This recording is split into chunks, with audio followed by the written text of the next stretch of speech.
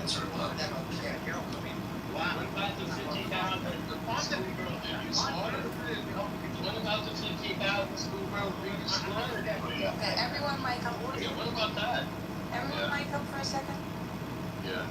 When the United States of America did an attack, it was a response aimed at a military base. It was a response on the killing of 52,000 protesters. President Trump even warned, if you execute that Olympic Iranian athlete, we will come for you. He warned. And you still executed him and 567 others. What you done? From the day of the massacre, yes, from the day of the massacre until, I think it was a month ago, 567 people you executed later on. So the war was about helping Iran. It's a response. You can do whatever you want over here. That's the new goal. Let you know about that. What was about Iran's missiles program? You think you can do whatever you want over here. You want to ally the region. So he's not like helping Iran. Wow. And by the way, today, the last one up to 4 votes. 3 to 4 votes. That's the new goal. Goal is to defeat the enemy. Now the goal is just to open up the street of 4 Muslims. No, the goal is to defeat the enemy. Oh, God. No, it's okay. Okay, we get real attacks. I thought you were going to light up. I didn't expect Iran to become like the edge position after this war. Obviously, it has. But you think it's going to happen? It happened already. Iran controlled 40% of the energy source. I mean, yeah. You need a pirate, be like Somali pirates?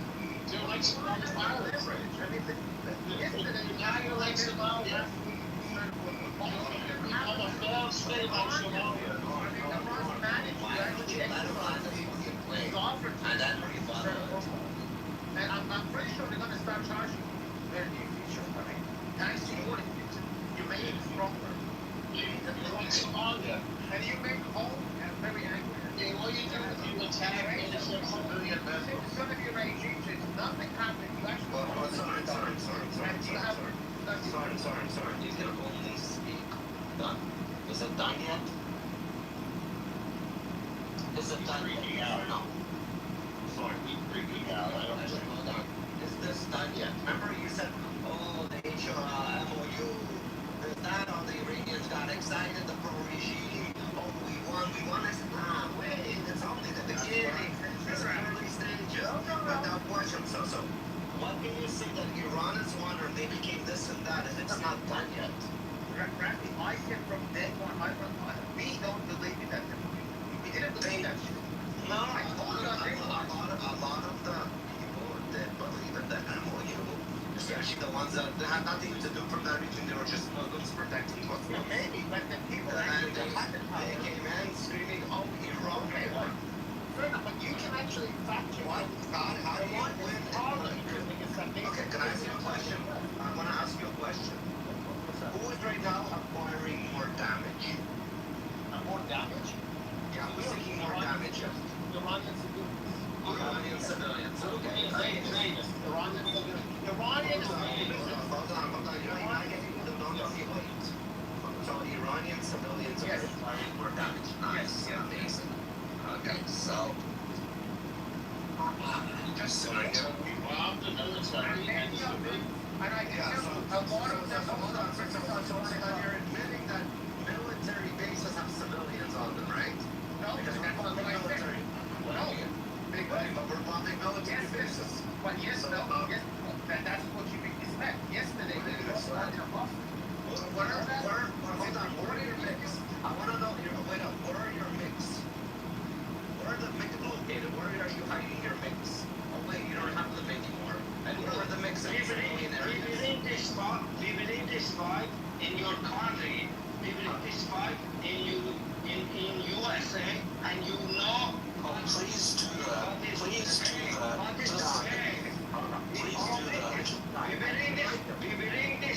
We bring this fight to the APAC, and we bring this fight to the people that control your country. Like wait. We can't wait. Ali, please do that, Ali.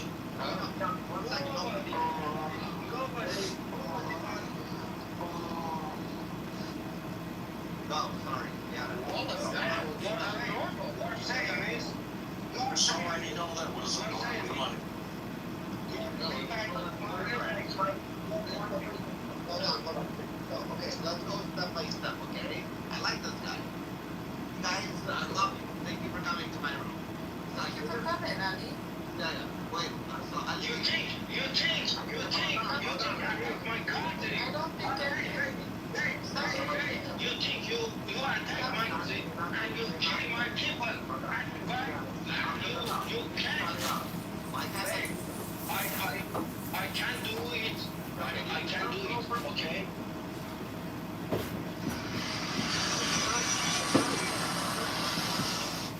Thank you, Jason.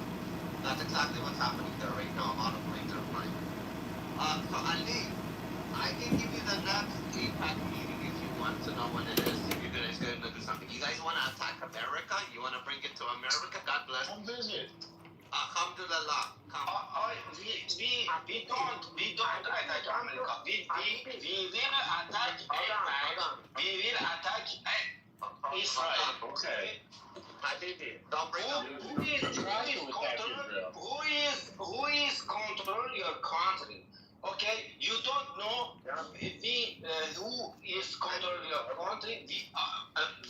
But we know. Okay, we attack who control your country. We attack. Oh, man, retarded. Absolutely. You know them? Like, did he fucking bypass something? This IRG region? I don't get it. He's noticing with the still account I can't mute. Yeah. He has a I laptop. couldn't understand. I couldn't No, understand. Habibi, it's all good. I was quiet, I think, for 1 second. So, as we say, Habibi, come to the U.S. Come attack U.S. God bless. Alhamdulillah. But We attack US. Then you attack my country. We attack also your country. Alhamdulillah, we want to. You are fucking idiot. You know What are you talking about? You think we are What are you idiots? talking You about? think we are What idiots? are you talking came about? with- What are you came talking in about? my country and you attack us. And you think we are waiting and you attack us when you are killing us? What are you talking about? We killing you. We killing APAC. We killing these people. They are controlling your country. We killing IRGC. We killing you, We Ahmad. killing. You we believe killing in you. We killing IRGC. We killing IRGC. We killing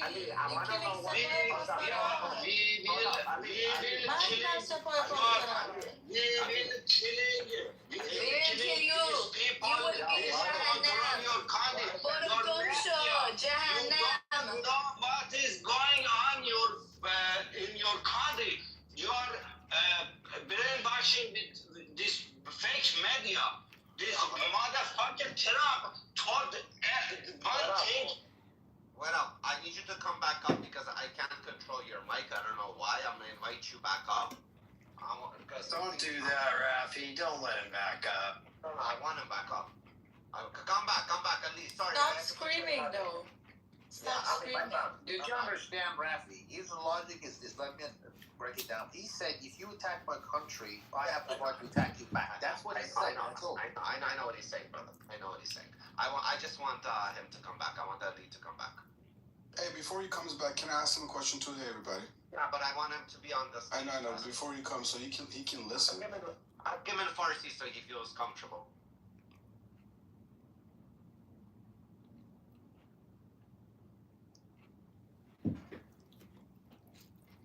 Okay, welcome back on stage, Ali. Ali, please do not scream. I don't Talk see in him a calm voice. Yo, I accepted him. something's I'm up. inviting him again. Yeah, He's already been invited. Ali, can you leave the room and come back in the room? yeah, please, Ali, come back. I want you back on my stage. I can't bring him up. We can't Ali, bring... please leave the room and come back in. Okay, it's back. Okay, let's see if we can get him up. Okay, we got Ali. Okay, Ali, Be on the stage, Rafi. turn off hand raising, guys. Turn off hand raising. Hold on, Ali. I'm gonna bring you up in a different way. Hand raising. 1 Not second. needed. You know, I It's think already- it would be, Rafi, it would be interesting to hear the TikToks and things that he hears versus what we hear. I'd love to hear that. You think? The propaganda that he hears. You actually, you think? You have a... He's the one that makes these TikToks. This is pure supporter and that works for him because he has to Yeah. pay. So, Ali, I'm gonna let you talk to your countrymen, like your people. If they want, they can start off in Persian, but switch over to English. Or No, just English, just English, just English. Actually, they don't speak Okay, so Ali, I have been talking and speaking to people inside of Iran, even the ones, I have a back channel right now, I can screenshot it and put it on my PCR. This guy's from Bandar Abbas, the place that has been hit the most. And he still messages me saying, Javid Shah, can you explain why his narrative and your narrative are so different from each other? And he lives in Bandar Abbas. Go ahead. Okay, I explain to you. These people are brainwashed with this media that support with AIPAC and the Israel people that control the companies like BlackRock, companies like Shield, companies by these companies. Okay, so he's basically saying they've been brainwashed. Okay, I have a question for you. Wait, I'm talking. No, let me wait. We got Magic talking. Listen, we got it. You're basically saying feel comfortable. Sanji, let me. He's from Tehran, obviously. Everyone, interrupt. That's why he speaks. Let him You finish. dropping me. No, I'm not dropping you. I'm letting you finish. Nobody interrupts Ali. These people don't. These people. Don't scream. Don't. When you talking about true, Satan shake these souls people. I don't know. Okay. Wait. We are fighting. Can you Wait. Which may address aspects of voting machine interference, voter eligibility. Initiatives may highlight claims regarding voter eligibility. We know he's made these kinds of remarks repeatedly while stumping or while talking to reporters. And U.S. News and World Report is reporting that previous claims about a past election are expected to be reiterated. And we all know what that past election is. Now, The Hill is reporting that a White House official told them that the president intends to discuss the security of the elections. The speech is reportedly aimed at building support for proposed federal voting regulations. And U.S. News and World Report is reporting that, as I pointed out a moment ago, that there are congressional members and observers who are expressing concerns about the potential impact of these theories or public trust in upcoming elections, thus the topic of the day. So, we know that following the 2020 election, the president and his supporters proposed or filed at least 64 legal challenges and investigations into election fraud, resulting in a near total defeat in courts across multiple swing states. And we know that a comprehensive legal review compiled by a group of conservative legal experts in the report Lost Not Stolen, and it's the one to which I refer because this comes from conservative legal experts, so we're not looking at a potential partisan bias, tracked each of those cases and concluded that the claims failed to show evidence of widespread fraud. Well, okay, Gary, widespread fraud. Does that mean there is no fraud? Of course, it doesn't mean there is no fraud.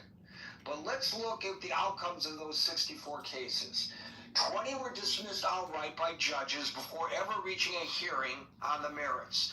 14 were voluntarily dismissed or withdrawn upon request by Trump and his allies. 30 cases proceeded to formal hearing, of which 29 completely failed due to a lack of evidence or standing.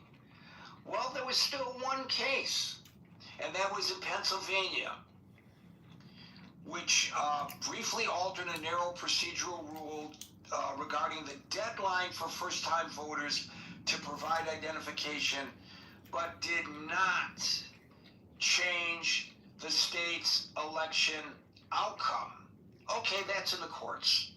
What about investigations? Well, the FBI and the Justice Department, under both administrations, exhaustively investigated allegations and concluded, again, also under the Trump administration, that no widespread fraud or foreign manipulation altered the technical aspects or the results of the election. And there were, as we know, but I will remind us, bipartisan statewide audits in swing states, including Georgia, Michigan, and Arizona, where there were hand recounts. In Georgia, several hand recounts, unsatisfactory to his administration, he said, his Department of his DNI, Director of National Intelligence, there to oversee the seizing of records in Georgia. There were data audits, all of which confirmed the accuracy of the original certified vote totals. So, I mean, we could go into a localized case-by-case data on how election challenges are legally evaluated. I'm not going to get into that. What's important is, again, with the overriding caveat, we have no idea what the president will say. You know, he may suddenly decide to talk about Iran. He may use this as anticipation, build up, getting the nation's eyes on the address he will make at 9 o'clock, and then say, I've formally asked Congress to declare war on Iran. He could, but there are no indications that he will, so we can only go on what the White House has briefed reporters on, reporters who are there on a daily basis. And by the way, this is not your typical leak, like, you know, something that affects the security of the nation, like the new Air Force One is ill-equipped to protect the president, which has now resulted in a witch hunt. This is stuff that the White House purposely leaks, not for attribution, to just judge how it's being viewed by the populace and or by the media. This comes from the White House itself, not people who are saying, meet me in the men's room and I'll tell you what's going on. These are people who are doing the administration's bidding, and it goes on no matter who is the president. This is nothing nefarious, it's just the way things are done in Washington. So with that, I'm going to turn it over to you to opine for all of us. Will Trump erode confidence in elections tonight? I don't know what he's going to say, but I think there is a concern, and I'm not alone in expressing it. I will start calling people in the order in which I see them on the stage. And today, that order begins with Marshall, followed by Alan. I have no idea what he's gonna say. I fear that he'll go on some sort of tirade about the 2020 election and how it was rigged, and he'll spend the primetime address that he should be talking about something important, talking about the 2020 election. So that's about all I have. I'm knocking doors, so I'm a little I'm concentrating on other stuff. But would love to hear what other people have to say. Well, if he does concentrate on that, and he tells us that the elections are not safe, they're not fair, will that erode confidence, do you think, in the American people, Marshall? Or do you think people have said, come on, we've heard this enough, we're going to go out and vote, and we're going to trust in the outcome of the election? I think people will say, come on, in particular it's about 2020, come on, we've heard this before, everybody's already in their camps, it's not going to be very interesting. Let's see. And I actually hope you're correct in that. I hope that if, in fact, this is alarmist in nature, when there is nothing to be alarmed about, that the voters will have enough sense to suss it out. Shut the fuck up. Well, you are very articulate there, baby. Fuck my... Oh yeah, you got me, guys. I'm gonna have to close the room because he told me to shut up. What do they gain by doing this? Well, I think they gain by getting a reaction, which I'm happy that I gave them something to satisfy their interjection. Oh, there you go, baby. That's my gift to you. I reacted to you.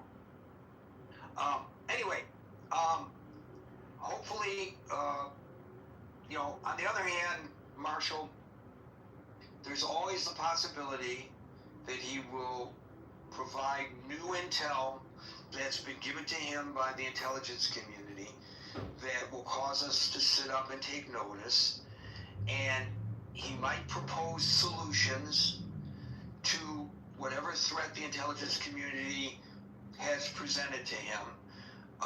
And it might be a positive interaction with the American people today. I would certainly hope so, but as I read in something, hope's not a strategy. It certainly was in Barack Obama's election. Hope You are right. was a strategy. I stand corrected. Thank you, Marshall. Alan, followed by Scott. And once again, ladies and gentlemen, for those who don't know, Alan is a single proprietor of a retail business, and when he is unable to answer when called, we actually are happy because that means he's bringing in moolah shmoolah, just so you understand why he doesn't sometimes respond. Scott, followed by Pirate Barry. Yay! Good to see everybody. It's nice to see everybody here. I was looking for my table. I often close from. I'm looking, Gary. You caught me a little bit with my pants down, so to speak. But I can't find it now. There's this chart where I quoted from last time we discussed this. I will tell you, in all the swing states, Heritage Foundation collected data on 30 years worth of elections. 30 years, Gary. That's 3 decades.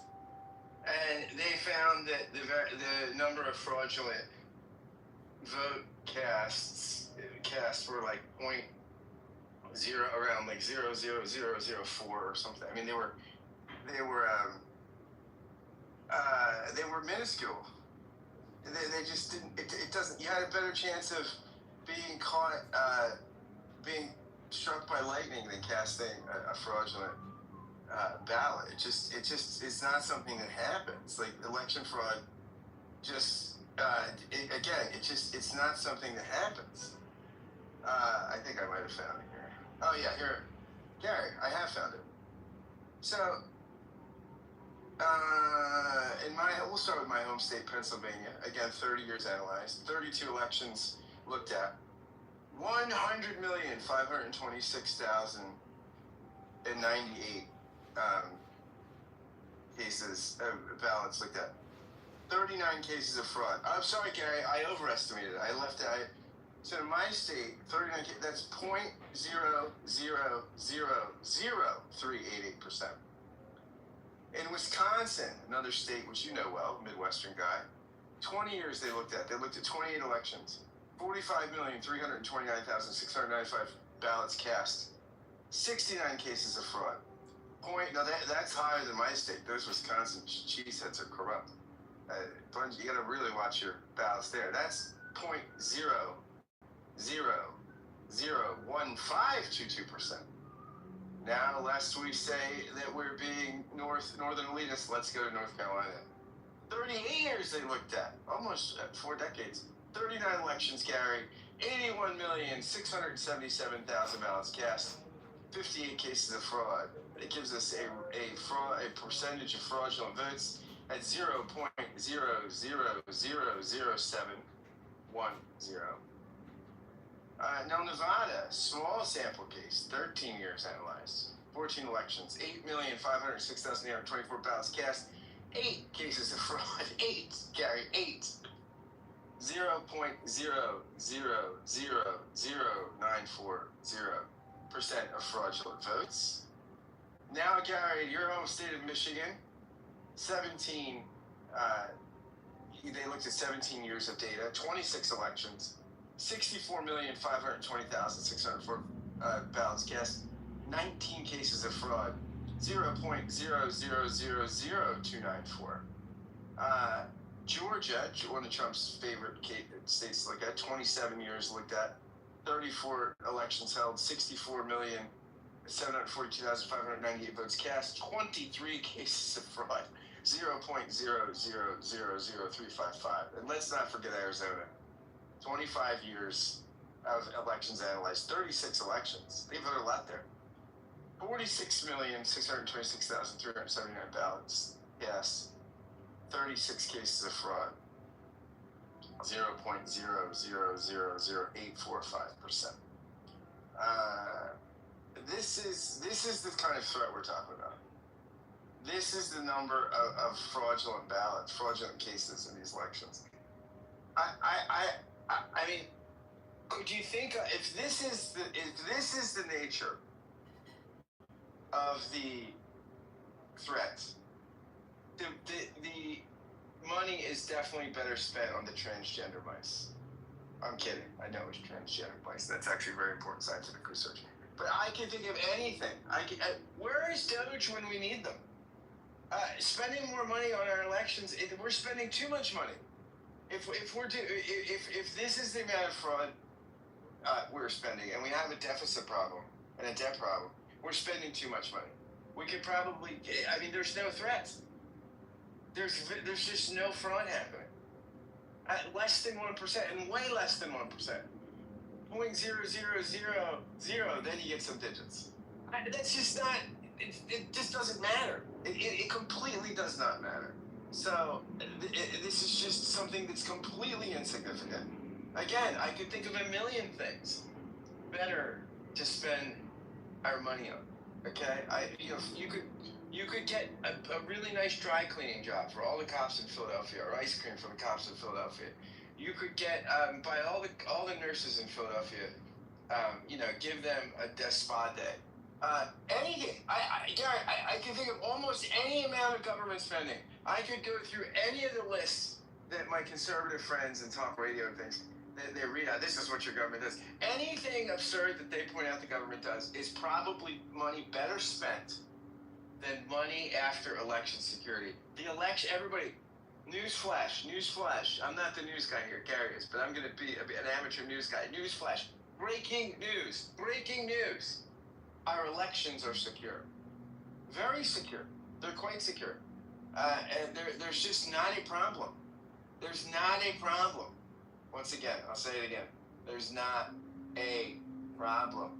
So if you want to waste money, why don't we just have President Trump get a bunch of money and light it on fire on the White House lawn? I mean, that would be a better use of money. It'd be entertaining, it'd be good television, good ratings. I can't think of a worse way to appropriate our dollars. Gary, I don't know what else I can say. I've said it all, Gary. And I don't think there's anything that can be said. I don't think there's actually anything that's left to be said on the issue. I think the issue is, what will Trump say? We all don't know, but none of it will be true. Unless he comes out and says, look, everybody, I totally changed my mind, okay? There are no illegals like voting, and the elections are so secure, okay, so secure. That's the only thing he could say that would be true. Anything else he says will be a complete fraud and 100% bullshit. Thank you, friends, and good night. Unless, of course, Scott, as I suggested, he presents actionable intel about planned interference from foreign sources. Well, yeah, I know that's already happened. But the interference was for Trump, right? I mean, we know that. We know the Russians did disinformation and things like that. We already know that. If he got up and said, look, the Russians wanted me to win. Very strongly. Putin powerfully and strongly wanted me to win. Okay, he was so Vlad loves Trump. We have a great relationship, very strong. Very strong. You know, I don't so much like Zelensky. He wears like that, although I do like that little Star Trek kind of outfit he wears. What we love about Star Trek was no DEI, okay? White guy in charge, like, you know, Spock was like a Guatemalan, okay? Now, if he says, I mean, look, there's that, and we know that, of course we know that there's Russian attempts, I think probably Chinese too, but it was for Trump, and why wouldn't you want? I mean, when people say, why would Putin want Trump to win? Of course, it's nothing mysterious, because, like we can see, Hillary Clinton would have been much more interventionist, I think, and she would have been less sympathetic to Putin and Putin's expansive agenda in the Ukraine, in which Trump just kind of indifferent to it. I mean, in fact, one of the last things Lindsey Graham did when he was breathing and with us last weekend, I suppose, was, I think it was Blumenthal or somebody saying that, you know, they were thrilled that they were getting more sanctions on Russia, I mean, which is, you know, Trump is not anxious to do. So, yeah, I mean, Garrett, some of the indications are that he will point the finger not at Moscow but at Beijing. Yeah, I mean, look, again, I think if Beijing wanted, I was doing interference, I'm sure it also would be for Trump, right? Because Trump has not been super hot. I mean, certainly would have been more hawkish, I think, than Hillary Clinton or Joe Biden. I mean, I don't know, Gary. I think tonight will be entertaining, possibly. That's what I'm holding out for, a little entertainment. If he goes off script and gets cantankerous, that would be fun. But again, I think it will just be the bullshit propaganda that we've heard. And it's such a... Anyway, what's frustrating is... look, I have a high tolerance in the sense of, you know, I think his bawdy, awful sense of humor is entertaining. I'm not one of these progressives or liberals that, like, I don't hate Trump. I really don't. I think he's pretty entertaining. But they say it's really criminal in the sense of, well, not literally criminal, but look, you're doing the opposite of what you say. You're not getting confidence in the election. You're undermining it. And there's only one group of people in the country who don't have confidence in the elections, and that's his devotees. And so what he could do, which actually would be an act of service and patriotism, is to get up and say, look, our elections are secure. I appreciate the devotion of my loyal fans, of my loyal followers, my loyal supporters. But, you know, this election was fair and square. And you know, you don't serve me or the country by, you know, purporting that this wasn't legitimate. I mean, I shouldn't have been Sleepy Joe, but he won't do that. So what he's actually doing, this is the 1984 nature to it. He's actually doing what he's saying, the opposite of what he's saying he's trying to do. He's actually undermining trust in the elections by creating a false crisis that does not exist. Now, again, if you wanted to, you know, Jimmy Carter and, James Baker co-chaired an election, you know, bipartisan election reform committee, and they had some suggestions. You can Google it, look it up. Voter ID was one of them. I don't really care about voter ID. In my district, when I vote, I have to sign my signature. My signature's on file. Now, if I want to vote early, I need to show ID. If I go to City Hall and vote, I have to show ID, which I tend to do. But if I don't vote early, I don't have to show up. But I don't think, again, that's a crisis either. But gosh, I could live with it if it would give people more confidence. But I don't even think that's a big deal. There's just not that much voter fraud.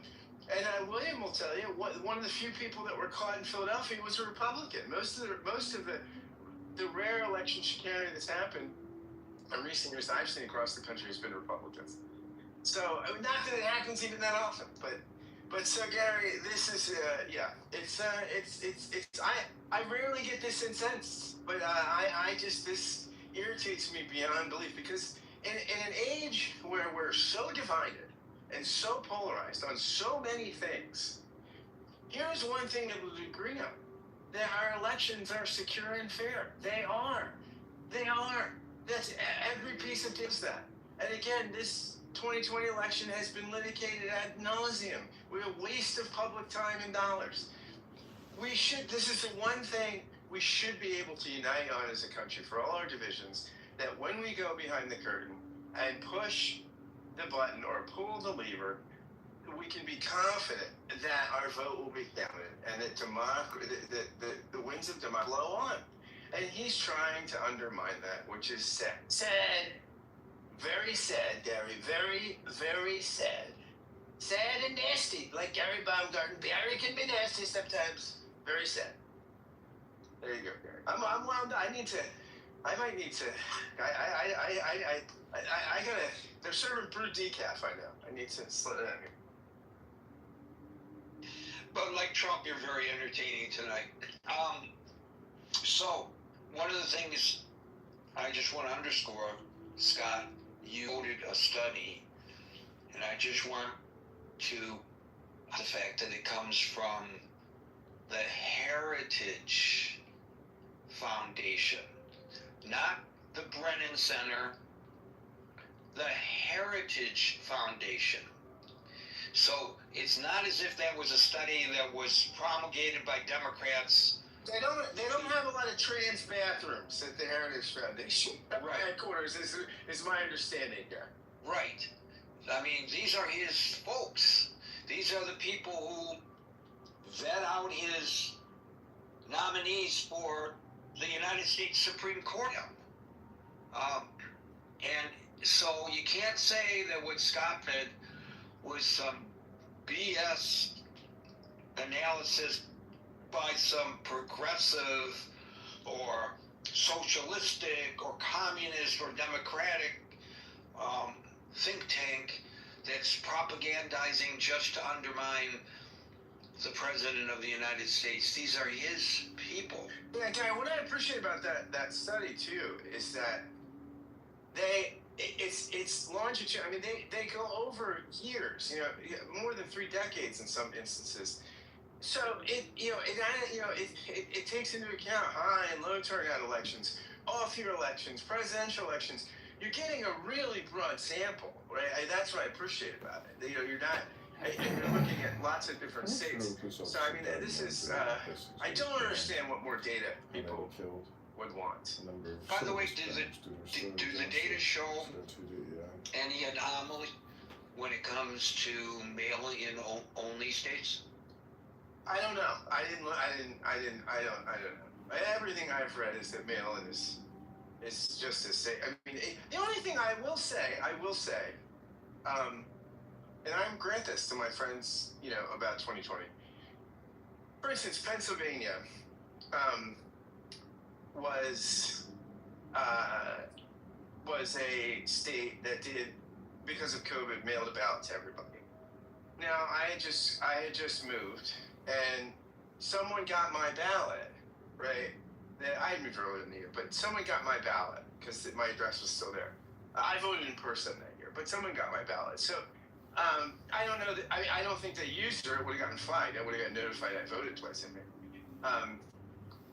But I think COVID, there were probably some irregularities like that during 2020 that I don't think were fraudulent. I think it's just sometimes people got multiple ballots or something. There were some clerical errors, I'm sure.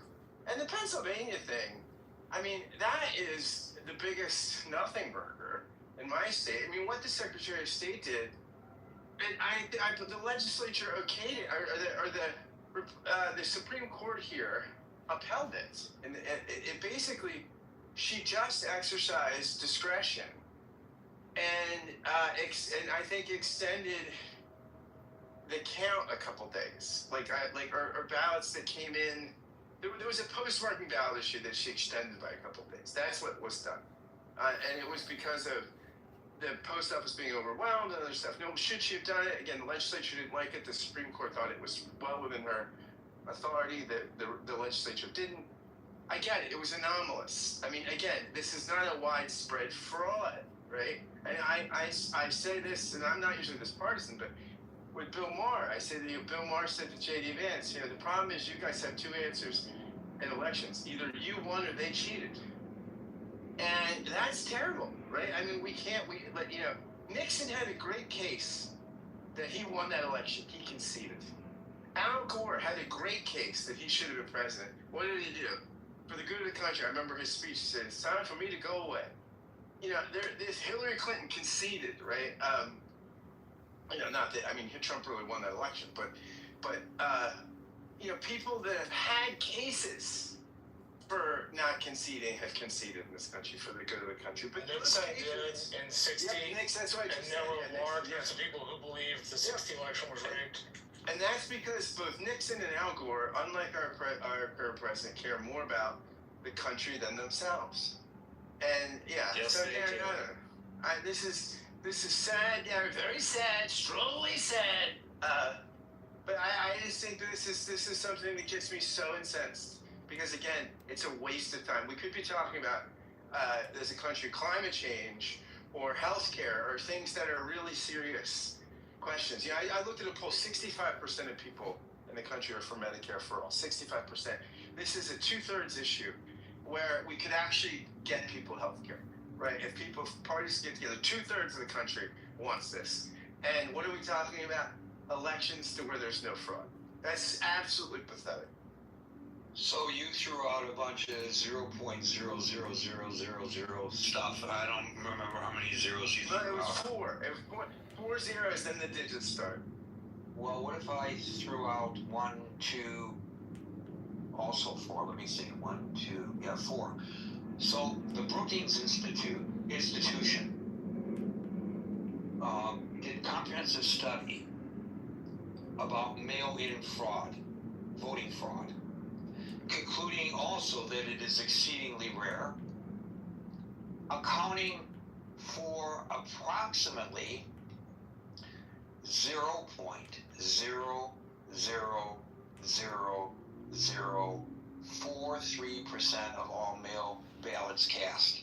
Now, for those of you who eyes are clouding over by such percentages, as they do when I hear them and even when I read them, I will translate that. You're talking about 4 cases for every 10 million votes.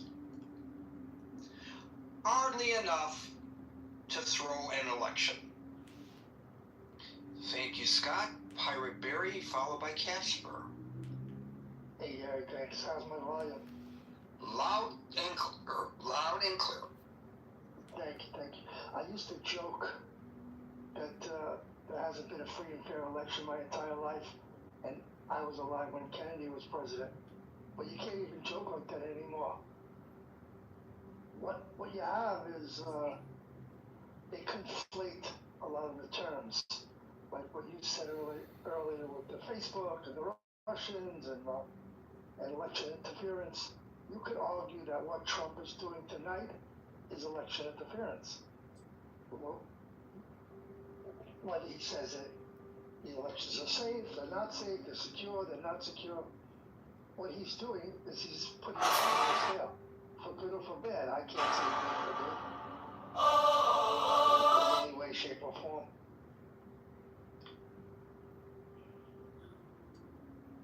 Well, to your point, Barry, if Scott is correct, and I have no reason to believe that the statistics he gave us today are not accurate, if you raise an issue, sound the alarm about something that is not an issue, especially if it surrounds voting, I think your point is, just by virtue of the fact that he is raising this issue in a prime time event, no matter what he says, puts in the minds of some of the voters that there's something unfair, unsafe, insecure about the elections. Right. And he wrote, it becomes a self-fulfilling prophecy.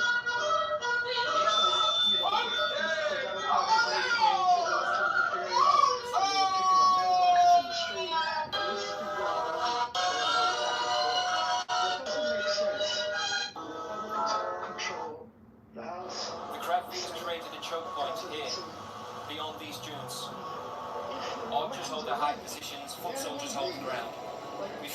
dragon back to gain and again, but they just retreat within the caves. Dragons can soak bloodstone until they fall out of the sky. Yeah, that or the Democrats are rigging the elections and they're failing miserably. We must give them one. Thank you, An Barry. offering of flesh We'll go to to the Casper, followed by Brian.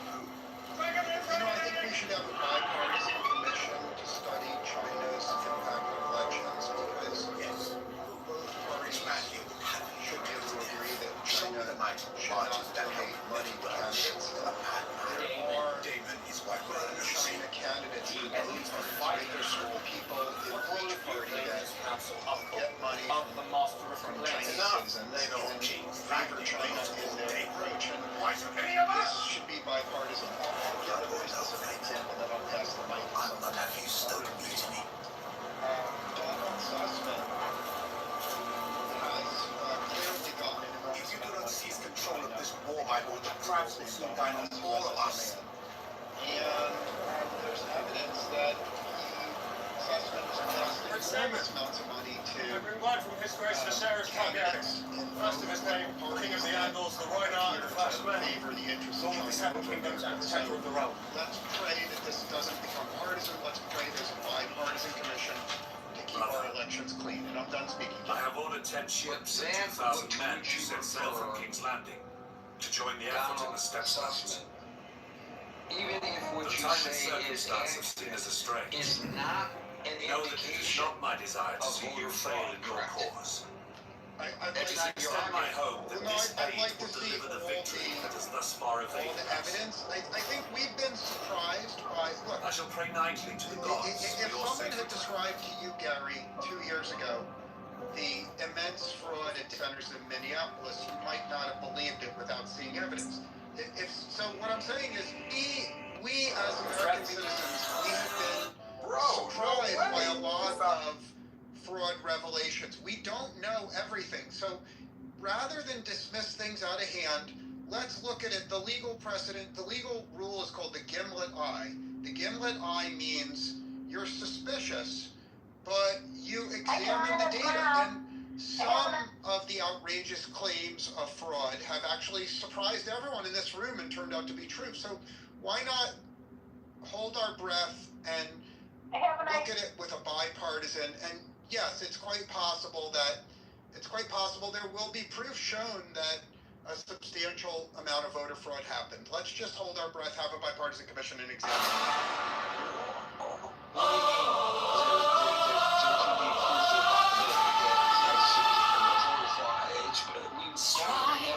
Strike the master chord. Your flaming sword, crown, child and conquering lord. Avenger, O thou of the head of the hawk. At every thee I invoke, throughout the whole of the ritual, give the sign of Apophis. Thou only begotten child of Osiris, thy father, and Isis, thy mother, he that was slain. She that bare thee in her womb, flying from the terror of the water.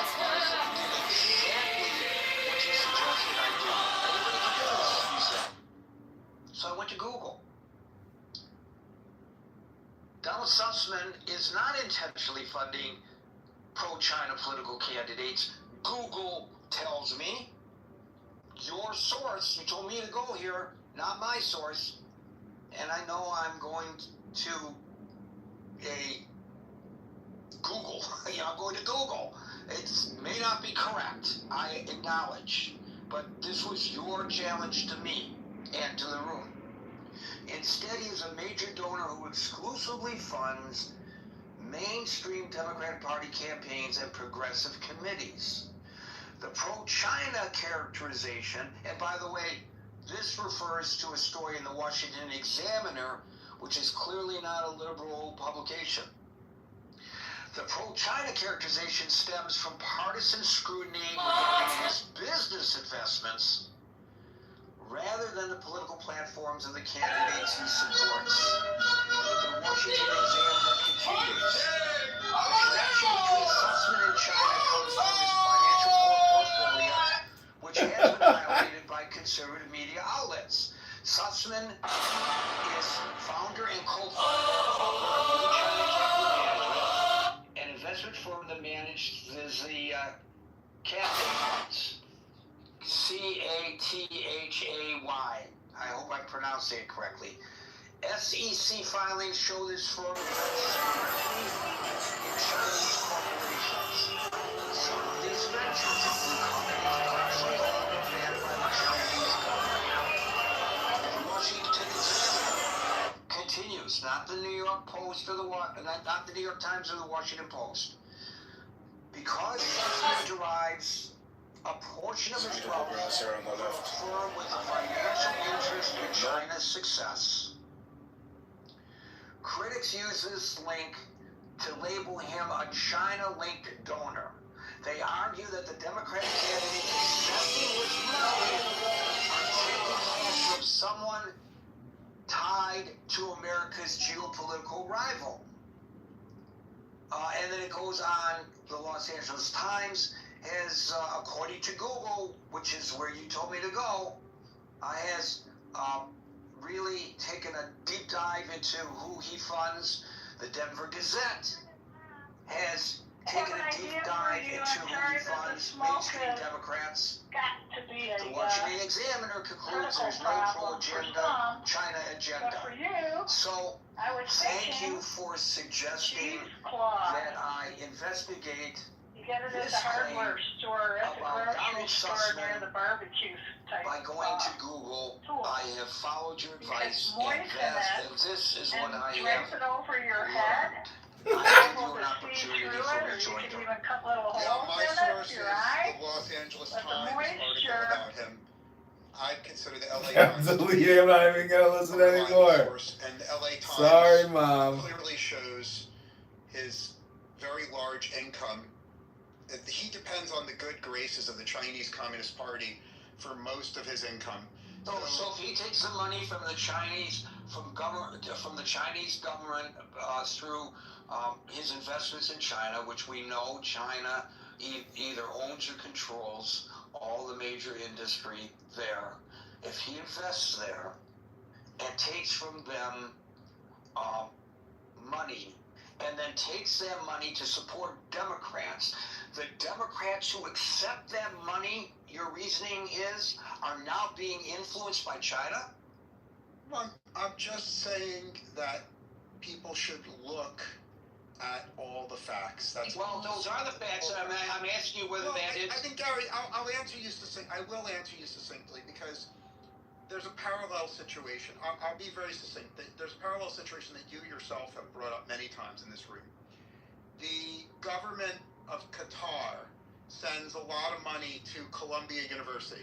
Columbia takes that money and promotes anti-Semitism. And so they're taking the money directly from Qatar. The Democratic candidates who take donations from Sussman are not taking the money directly from China, so it's not a fair analogy. But let me throw one out that is a fair analogy. Go ahead. Okay? And I now argue that Donald Trump is controlled by the Chinese Communist Party by virtue of the fact that he has benefited from the largesse of Elon Musk, who has massive business investments in China. Yeah, you're welcome to make that argument, absolutely. Okay, so are you making that argument? Well, I'm not. The reason is very simple, right? Like, Sussman derives most of his income from the Chinese Communist Party, whereas Musk gets 10% of his income from the Chinese Communist Party. It's a question of degrees, Gary. So do you believe in the free enterprise system? Do you believe in capitalism? Of course I believe in it, sure. So if I'm a capitalist, I have the right to, within the limits of the law, invest anywhere where I feel that I can make money, correct? I think you should. So if I invest in Chinese, if China manufacturing is part of my portfolio, which you're not familiar with my portfolio, but maybe I'm deriving the majority of my income from my portfolio, which is highly invested in China. Does that mean when I come to the microphone here, I am advocating on behalf of China rather than the United States? Well, actually, Gary, I think you're such an ethical, good guy that if 80% of your livelihood was given to you by the good graces of the Chinese Communist Party, if you were getting 80% of your income from the Chinese Communist Party, I think you are so ethical, you would have a disclaimer at the beginning of each of your rooms, and you would warn us, your loyal, loving audience, that you may be biased, because there's a saying, he whose bread I eat, that's the song that I sing. But I believe that the fact that you've never made that disclaimer proves that because you're ethical, you get maybe less than 10% of your income from the Chinese Communist Party. So to answer your question very briefly, a man who gets 80% of his income from the grace of the Chinese Communist Party is suspect.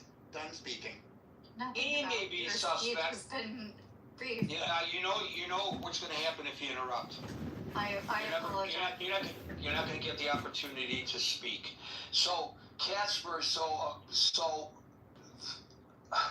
you can maybe question the business dealings of Sussman, but I think most people would conclude that it is a stretch that anybody who invests in businesses in China, with which we have humongous amounts of trade, isn't China our major trading partner? Isn't it number one? That not only are they beholden to the Chinese government, but anybody who they contribute politically, financially to, is therefore beholden to the Chinese government. I think probably most politicians can be tainted with the same brush that you just used to taint Sussman. It doesn't hold up to inquiry. The people he is funding are not people who are identified as being favorable to the Chinese government. It just doesn't hold up to the scrutiny that you challenge me to look at. So I don't know. Maybe there are those who agree with you, but I think that's a bad way of arguing a point, a bad method of argumentation, when you throw out little facts as a way to cast aspersions upon a person and upon the people with whom they associate. I don't think that's really a fair argument. Usually, your arguments are fair. In this case, I don't think Well, I appreciate you sharing your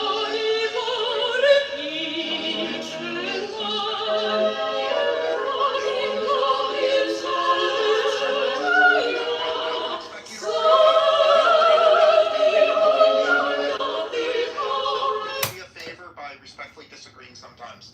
Thank you, Gab. I'm glad I made you happy. Brian followed by Gary, that. I just want to add something, Gary. Yeah. A little Montreal edition. I think as a Democrat, I'm changing my mind on this stuff. Because it shows that Democrats are much more likely, 55 to 45%, to have a valid passport. And the top states of citizens without passports: West Virginia 78, Mississippi 77, Alabama 70, Arkansas 69, Kentucky 69, Louisiana 68, Oklahoma 64, Indiana 62, Tennessee 62, Ohio 60, Missouri 60, South Dakota 59, South Carolina 59. All of those are red states. Likewise, Democratic-leaning states tend to have the highest number of citizens with valid passports. This is unbelievable. I can't believe this. This is from SecureDemocracyUSA.org. But only 23% of citizens in California lack a valid U.S.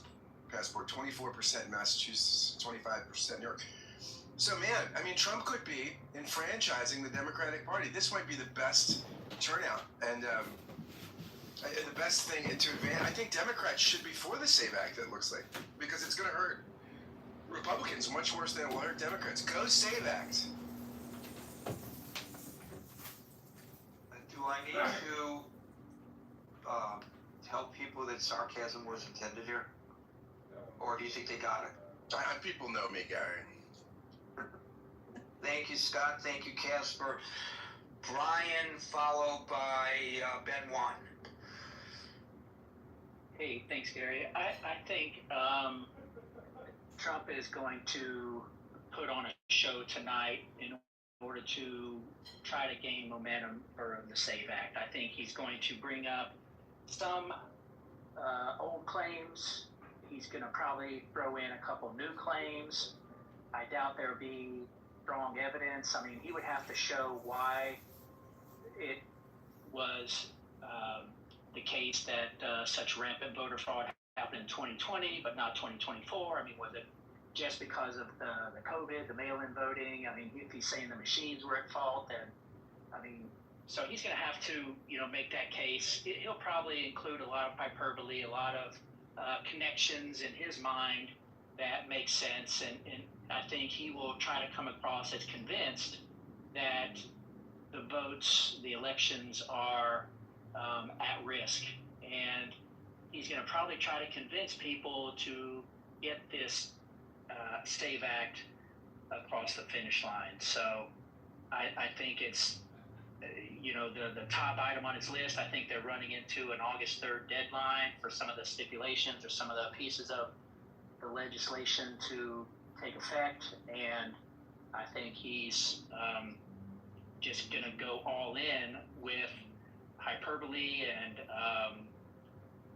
flame throwing to try to light a fire under people to call their senators, get it across the finish line by whatever method possible. Is that healthy for the country? No, I think he's willing to do whatever it takes. I think he's willing to get his agenda passed.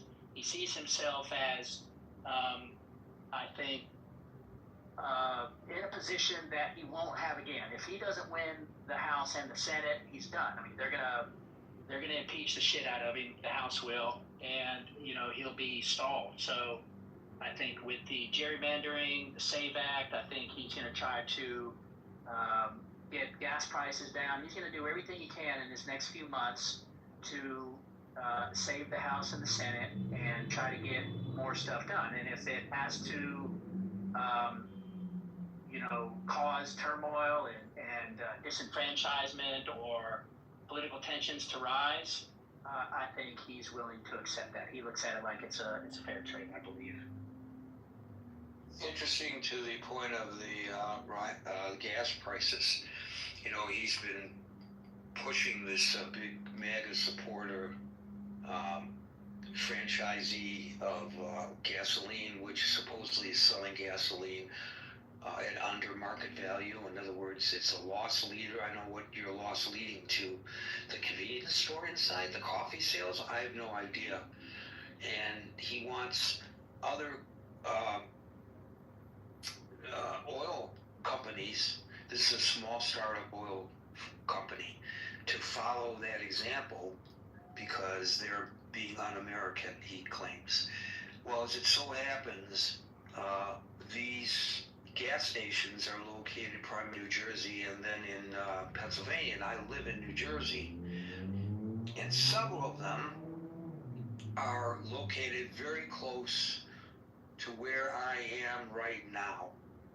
And so I've kind of been paying attention, and guess what? Even their prices are going up. So he's got a problem if, in fact, the oil prices are such an issue going into the midterms as you suggest they may be for him. He obviously has an issue we're all aware of. There's a great story out today in the Associated Press about how people, and I actually voiced a piece about this yesterday for Fox Television. I work in radio, but I voice pieces for television. And there are people who are finding groceries unaffordable to the point, and this is really not a smart thing to do, but if you need it for the very survival, you're going to do it. They're putting on their credit card their grocery payments because they don't have the cash money, thinking, well, somewhere down the line something will go well for me, but the income doesn't increase, but the cost at the supermarket increases. This puts them into financial ruin just to be able to put food on the table. I think he's going to intentionally, so to address, I think what Scott and maybe Marshall said, I think he's not going to worry about undermining confidence in the election. In fact, I think he's going to do the opposite. I think he's going to deliberately undermine confidence in the elections. He's going to throw out a lot of hyperbole, a lot of loose connections or flimsy arguments about voter fraud in 2020, and he's going to use that to try to get the SAVE Act. He's going to say, here's what we found, it's really bad, it's the worst, and it should never have happened, et cetera, and oh, by the way, here's the legislation that is teed up and ready to go to address it. So I think he's going to deliberately light a fire under people's confidence in. So he's going to lie to people. Well, I mean, I don't know what evidence he has. If he just relies on, talking points that have been kicked around for several years, then yeah, I think that's a flimsy argument. I suspect they have something, that's new, and how strong it is or how flimsy it is, we'll have to see. But I think to him, there's no way Joe Biden got 81 million votes. And I think he looks at it like something was fishy. We just need to find out what. I mean, whether it was Georgia, Arizona, Wisconsin, Pennsylvania, whatever, I think he looks at it like it's out there. We just needed to find it. And he's going to make that case. How strong it'll be, who knows? But I think he looks at it like my window of opportunity to pass meaningful legislation is running out, especially if I lose, one of the houses of Congress in the midterms. And, this is, I think, his last hurrah. So he's going all in. Thank you, Brian. So you're saying that he is a pragmatist, and he recognizes that there's a good chance that he will lose his any legislative agenda after November, and so he has to do by whatever means necessary, push what he feels are key pieces of legislation for his administration, because there will not be a chance after January. That's right. Excellent analysis. Thank you, Brian. Ben, followed by Steve. Hey, good evening, Gary. Thanks for hosting the room. I'm still searching. Maybe I'll find them at some point, but I'm still searching for the people in this world who, or in this country, who haven't made their minds up about Trump, or maybe he's going to come tonight and present a bunch of new evidence, but if he's going to try to undermine integrity in the elections, I think that there has to be a captive audience to that. I don't think that I think everybody's made up their minds about what happened in every one of the last election cycles, whether it be 2016, 2020, 2024. I mean, I don't know. I'm still looking for this cadre of people that are sitting there going, oh man, if I just had more information, I would change my opinion on Trump or Trumpian-related things. I mean, there's been crazy things happen in American politics, so maybe I'll tune into the address. I probably won't, but maybe I'll tune into the address tonight and be enlightened by something that the president says. But that hasn't happened in a really long time. I say that as somebody who voted for him in the last election. He just doesn't say anything that, he's not giving me any new information that I'm not getting from other sources. I know what he thinks about the SAVE Act. I know what he thinks about the 2020 election. I think everybody who thinks that the 2020 election was stolen is going to come out of tonight thinking that they thought the 2020 election was stolen, and I think everybody who thinks that it wasn't is going to have the same view. Moving forward, I think if Republicans win and there's something fishy going on, or that there's the perceived something fishy going on, like in 2016, I think you're going to have a case scenario where you have the Hillary Clinton effect of oh my gosh, Russia must have been involved, and again in 2020 with COVID, and then 2024, it's just. I guess this is modern elections. I wish we could just walk away from elections and going, well, I guess my side got their ass kicked. Maybe we got to go back to the drawing board and figure out a way to influence the American people in a way that benefits us politically. But I don't know. those elections are getting fewer and fewer in my lifetime. Maybe one of the Barack Obamas was that was the case, but I even remember going back to George W. Bush in Florida, and all of that stuff. Like, it's just, I guess this is the way that we do elections now. So, anyways, thanks for the stage, Gary. So Ben, do you think that this is all about the SAVE Act?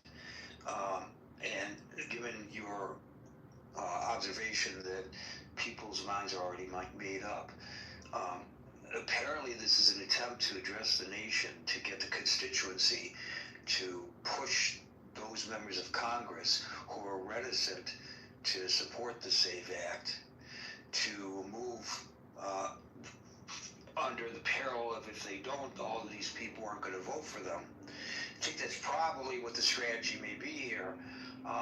Do you think he motivates a sufficient number of constituents to push some of those Republican members of Congress who are reticent? I mean, maybe. Again, I'm often surprised in American politics. So again, my jaded view of American politics is just what it is. But again, I'm shocked. Honestly, I've been shocked before. I might be shocked in the future. I just don't think that, like, if you're a Republican and you're the type of person, let's be honest, who calls or texts or emails or whatever it is, or gets on the horn to their local elected representative, I don't know that, like, I mean, we're talking about election integrity here. We're not talking about a low priority thing. Like, this is it. Let me put it this way: if you're really into election integrity, I don't know that this is gonna, like, again, I voted for him in 2020. Like, I'm not gonna call my local congressperson any more than I have already when it comes to this type of stuff. Like, I don't know who it is that he thinks he's gonna get out and push for this stuff any more than they would have already. Like, I think those people are already out talking to their elected representatives. I just don't know how many more. Again, I've been wrong, so maybe I'm wrong. Maybe all of a sudden, maybe this address lights the fire and millions more people go to their local town, to their local representatives and go, oh my gosh, this has to change. I had no idea until I heard Trump talk about it. I just think everybody's made up their mind already. So if you, a 2020 Trump voter, don't feel that you could be moved by it, then you're the guy he's trying to talk to here, I think. So if after today your view change, if after today your view changes, Ben, let us know. I'd be really interested in knowing if he can move you. Will do. You are our proverbial canary in the coal mine right now. There you go.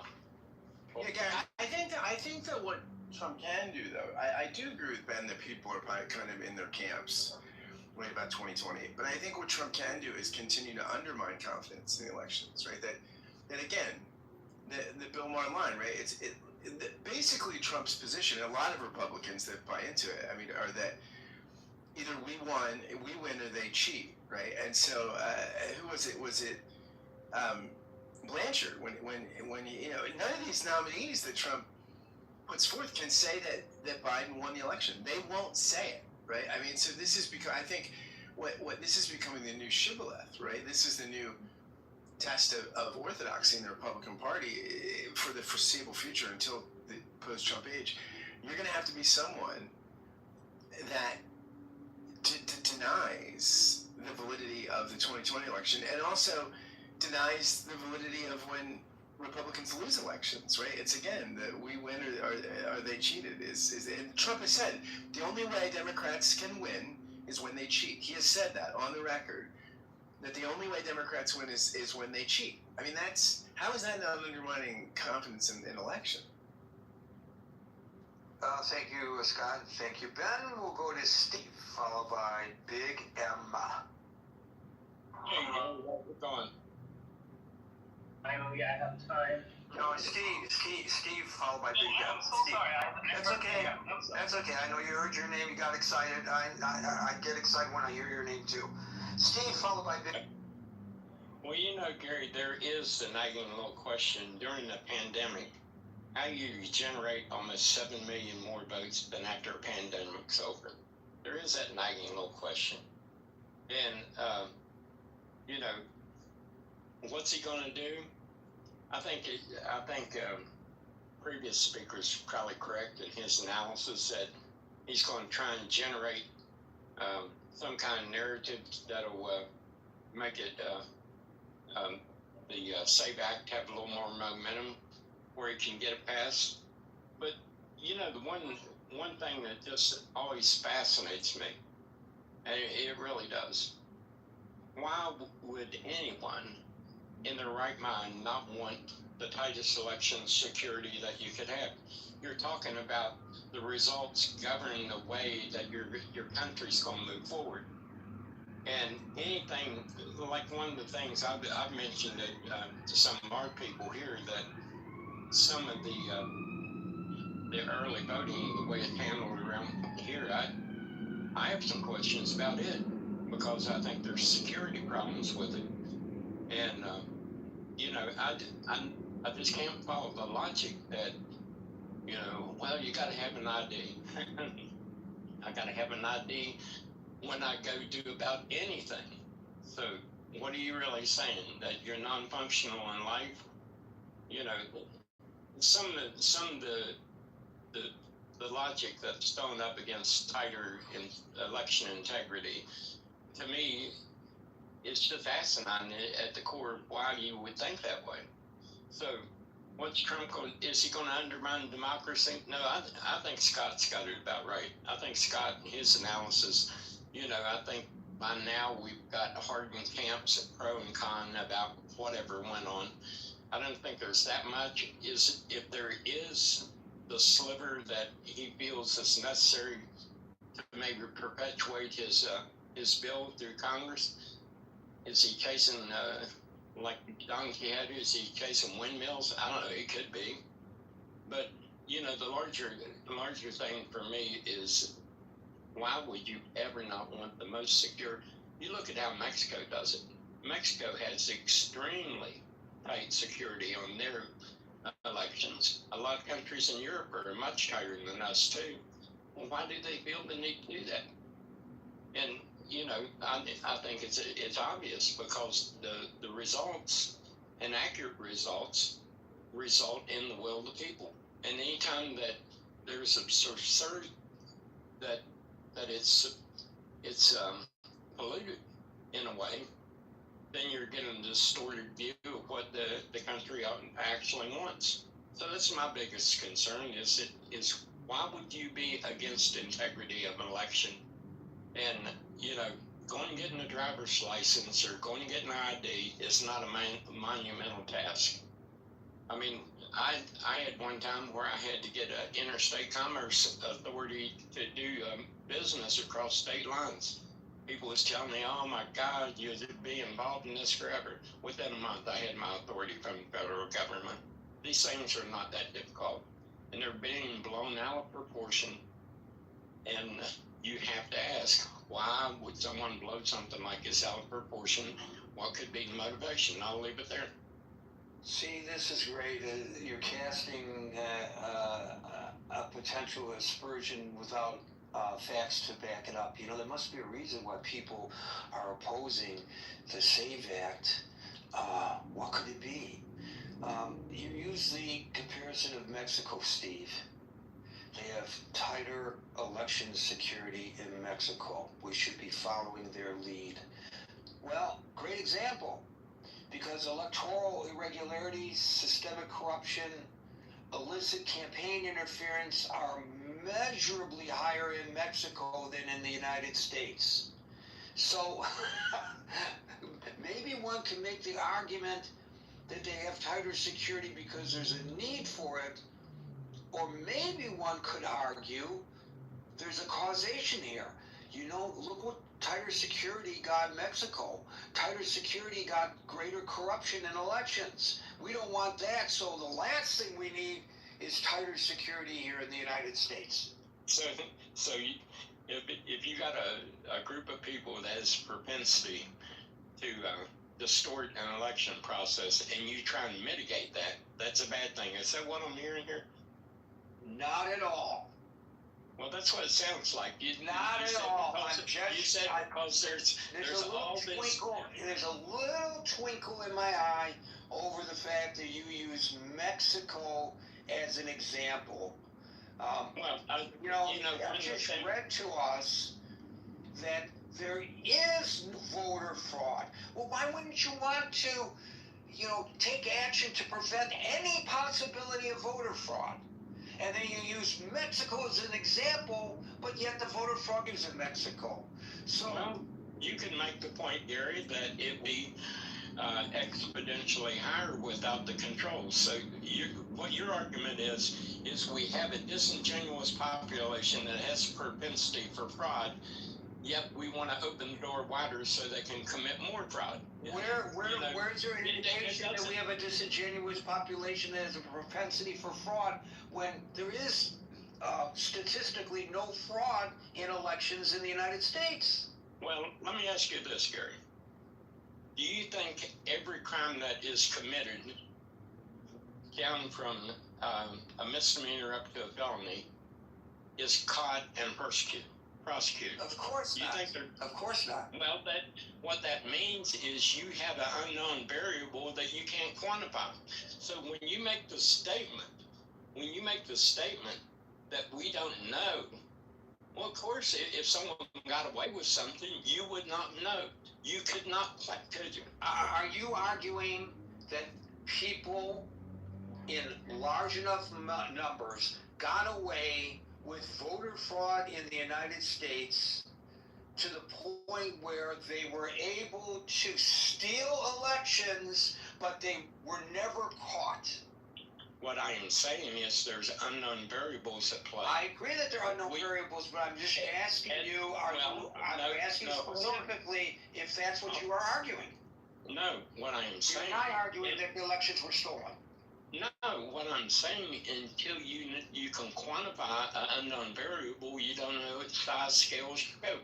For instance, when I was a kid, there was a guy down here, Joe Manchin's uncle, would come down to the selection, his Secretary of State. He would get kids to go out and find a local town drunk and tell him to give the local town drunk whatever he needed to buy his favorite drink if he'd come over and vote. It was known.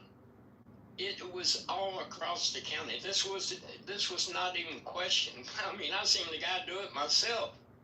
So does it. Okay, Steve, if I... Steve, was you have to wait again, please. Go ahead. Was that turned into our Secretary of State? Of course not.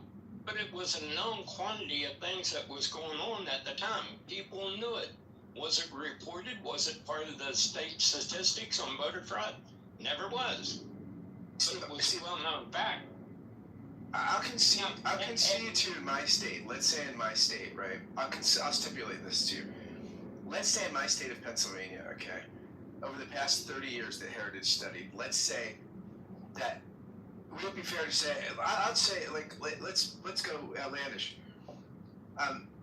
Let's say the voter fraud, the fraudulent ballots were 100 times the amount that we caught. Is that reasonable? 100 times, that'd be fair? Well, yeah. 100 times, that's a lot, right? Right. If it was 100 times as many as on record, it would mean that 0.0038 were cast in Pennsylvania. That's how many percentage of the fraud. That's if 100 times the amount of fraudulent ballots that they've caught. It would still be statistically insignificant. And now you're quantifying the variable, aren't you, Scott? I'm saying that's what you asked him to do, right? No, I didn't ask him to do it. He offered us a proposition to give value to the variable. I'm saying that over 30 years in my state, Heritage found, not Brennan Center, so the Heritage found that 0.000038 percentage of ballots cast were fraudulent. I'll give you 100 times more than that. That would still be 0.0038. If we times it by 100, it would still. It's just I don't think it happens. It's just statistically an anomaly. Well, let me ask you this question then, Scott. Given that you would concede that number, and if you had the opportunity to lower that number from 100 times over what was reported to 20 times over what was reported, would that be a good or a bad thing? I would say, no, look at this. I would say this. Would it be safer if we had, we have like three, 2 or 3 street lights per block in my city, probably. Would it be safer if we had 15 on each block? Sure, it'd be brighter.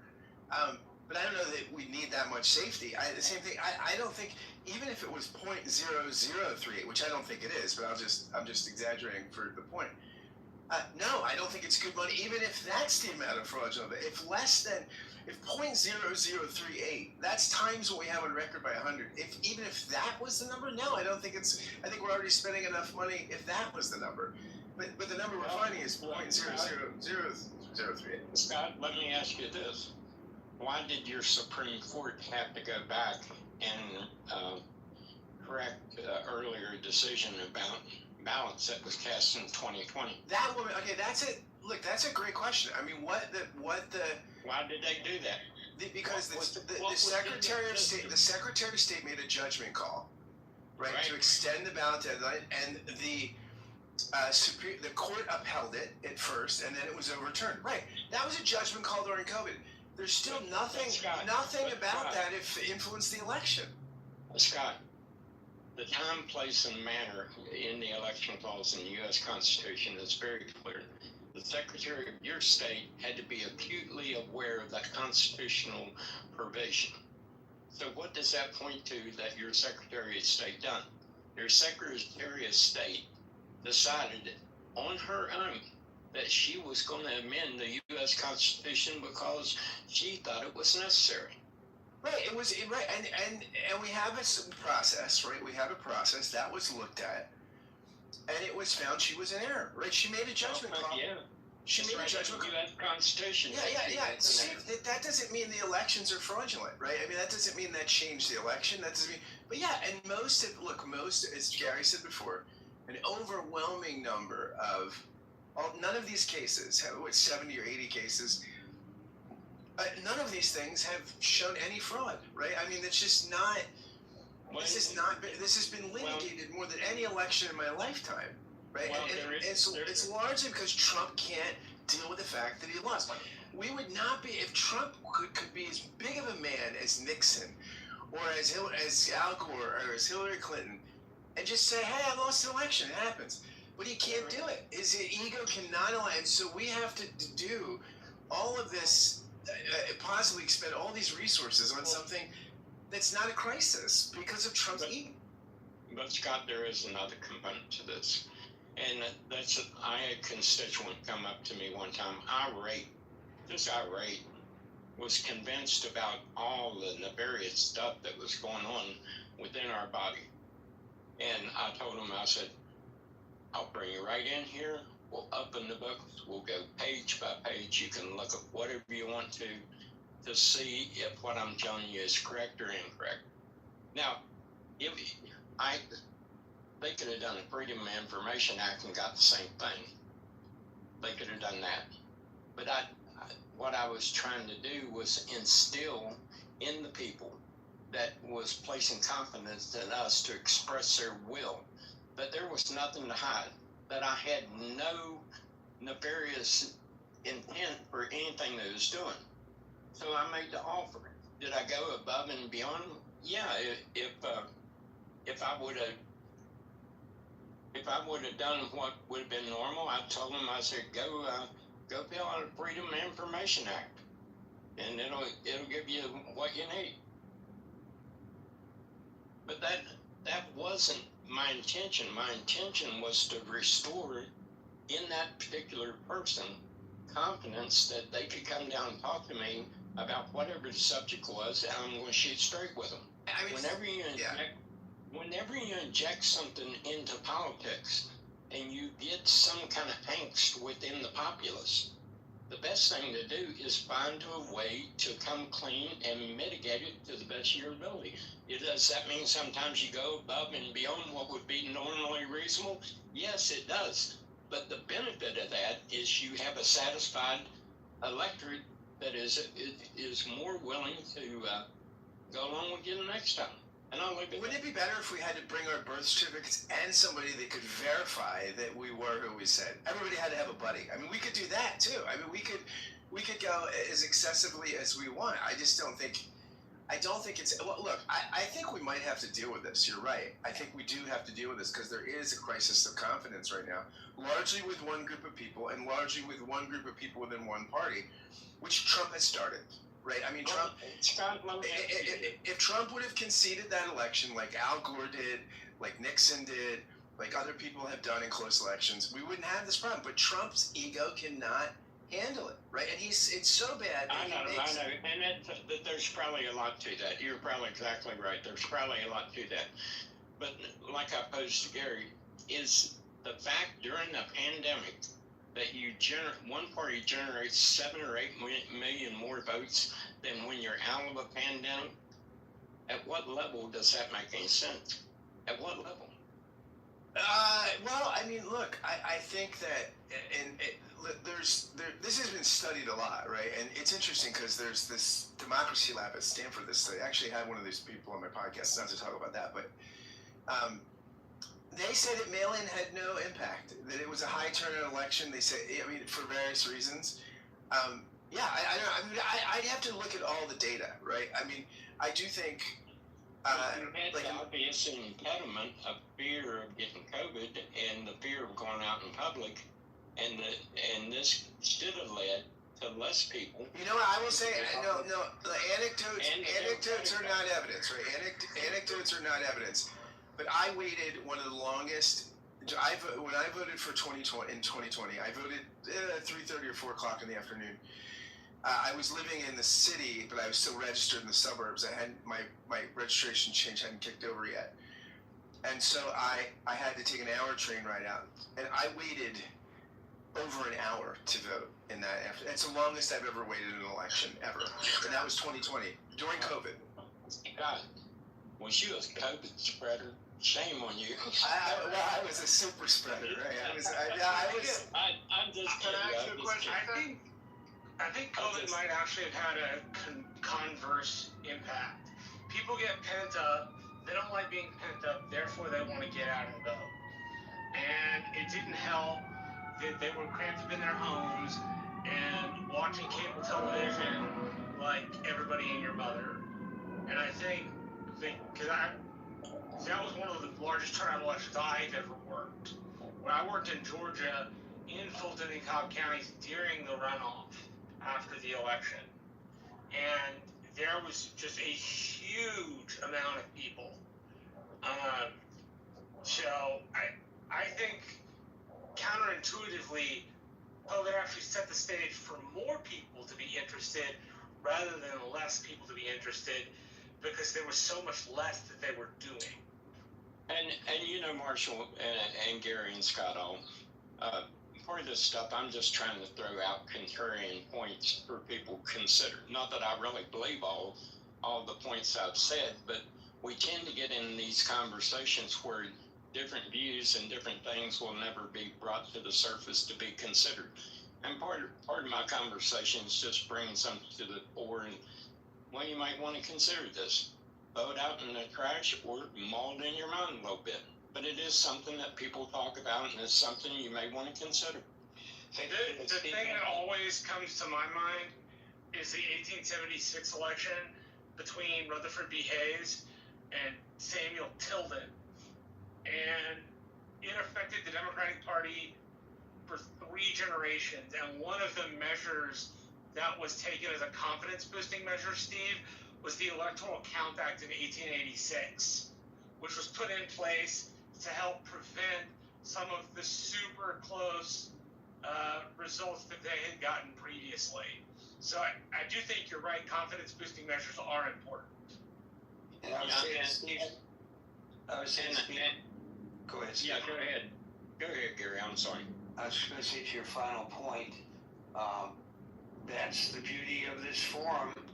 Everybody's point of view is welcome, right? Right, and yeah, exactly, Gary. And, you know, that's why me and Scott can talk, and Scott holds diametrically different points of view, but you'd be surprised the number of issues we can agree on. So, just because. Thanks for coming to my daytime rooms, buddy. You're a key contributor. Yeah, Scott. And, you know, like I say, it's good for everyone to consider the complete spectrum. Is 80% of it trash? Yeah, if it is, throw it in the trash. Don't even mull on it. If something kind of clicks with you and you want to consider it a little bit, it'll probably make you a better thinking person. That's all, Gary.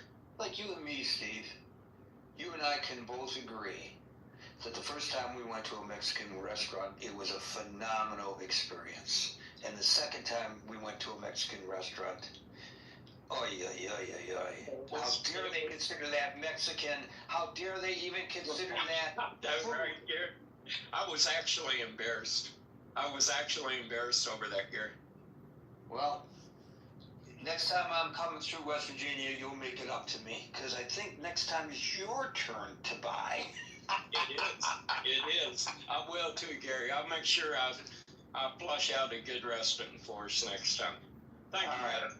Like I say, that's all I wanted to add to it. Thank you, Steve. Big M, followed by Michaela. So, I think we're gonna hear what we've been hearing, a lot of grievance, a lot of, he's probably not stupid enough to be explicitly hateful this time around, but we're gonna hear a lot of victim playing, a lot of blaming, a lot of anger, a lot of, quite frankly, loser behavior. And I didn't even know the union was tonight until I learned what he has to say, to be honest, because all of the signs are pointing to a humiliating loss for him. I mean, he's already been accumulating losses from the other two branches of government that he can't control. There might be a chance that his secretary of national intelligence or whatever may not actually be confirmed. At least two of the people he's putting up may actually not be confirmed. He's losing a lot of Republicans. A lot of his candidates are losing. Things are just not going well for him. And I think we're going to hear a lot of complaining about that. And quite honestly, it's not something I'm particularly interested in. I'm not going to comment on the election integrity stuff, that I think the last few speakers have discussed it ad nauseum. But if the expression "so goes Maine, so goes the nation" is true, then we are going to have a really ocean deep blue wave coming up in November. Guys, Susan Collins is done. Thank you for that, Big M. We'll go to Michaela, followed by Trent. Yeah, I really like Steve's comments. Is that his name? Where did he go? I worked, anyway, I was, suspicious in 2020, and the things I was looking into about election integrity were the machines, Dominion, and the other ones I can't remember. And then also, the deal is that there was a federal office, I can't remember the name of it, that was in charge of standards for voting machines. And, huh? CISA. That sounds good. That's right. CISA, I believe. That's right. It was very confusing to, what was this organization or group, or what was this? But the standards that they set to the states and all that, the states didn't have to follow them. They were voluntary. And some of the standards required that voting machines be made in the U.S., I believe, or in all their parts be made in the U.S. So that was a big thing that I thought, or people thought, opened the door for, cheating, because they weren't. There's a lot of them were made in China. Yeah, there was this thing, but What happened? I can't hear you, Marshall. And said, give me 2 seconds. And said that Dominion had manufactured machines that caused people to cheat. And Fox News ended up having to settle out of court to the tune of about $760 million. Well, whatever. In a defamation They lawsuit. didn't want to fight it. Look, the reason it's important is because by paying the $760 million, they admitted in court that they had defamed the voting machine company by saying that the voting machines were leading people to cheat. Yeah, okay, now Dominion has now been sold to a Republican, and I can't remember the name of the company, that King or something. Anyway, they no longer, Dominion has transferred its, and I don't know how that's gonna affect how the way the machines are run or et cetera, how they're used. Well, does that make you have a little bit more trust in the machinery since the Republicans owns it? I don't know. I don't know if they've had time to upgrade them. I have no idea. I haven't followed it since then. I haven't followed Well, it. I have to interrupt, because I don't want us to get into a position where anybody here gets sued. Right. Like somebody else got sued for their complaints about Dominion. Are you suggesting that there was fraud in that election because of the Dominion machines? Well, that's what people were focusing on, you know. Right, but since you brought it up, and since we are told that the president is going to raise the issue once again about voting machines, are you suggesting, without even regard to one specific company, that there was an effect on the outcome of the election based on the machines that were being used? I don't think the evidence was ever able to be brought to court because they kept saying they didn't have standing when the states tried to bring it to court. I think your recollection is not entirely... I bet you Marshall remembers. So because these complaints about and theories about voting machines altering or flipping the results of the election, they were thoroughly debunked. They were dismissed by the courts, and as you pointed out, they resulted in historic defamation amounts. Yeah. And remember that there were these hand-counted papers of the results of the machines. There were extensive litigation over that, and all of that concluded that if there were any mistakes in the count, and there were, those mistakes were attributable to human error, not machine fraud. You're talking about cyber attacks, certain states or whatever, right? What's that? Well, he's talking about the machines in general. The claim that Dominion machines themselves flipped the votes was something that was dealt with in 2 or 3 separate defamation lawsuits. And the bar for defamation is that what you're saying is not just wrong, meaning it's not just factually wrong, but that it taints the reputation of the business, right? Okay, wait. As a consequence. I'm not claiming that. I'm saying. No, I realize you're not. I'm saying Gary has said these things have been litigated. Gary is right. They have been litigated. Right. They were litigated, and the claim that the voting machines flip votes, which is the Dominion claim from people on our side of the aisle, has been debunked. Yeah, in some people's minds, but the reason that not in some people's minds. Some people's minds. Oh, come on now, wait a second. Hold on, in a court of law where there's heard of fact, not just in some people's minds, in the place we go when we have dispute to find facts. Well, this is what I remember. A lot of these suits from the states claiming problems with the machines couldn't make it into the courts because they said they didn't have standing. Or maybe it was the Supreme Court, yeah. The Supreme Court didn't want to take it.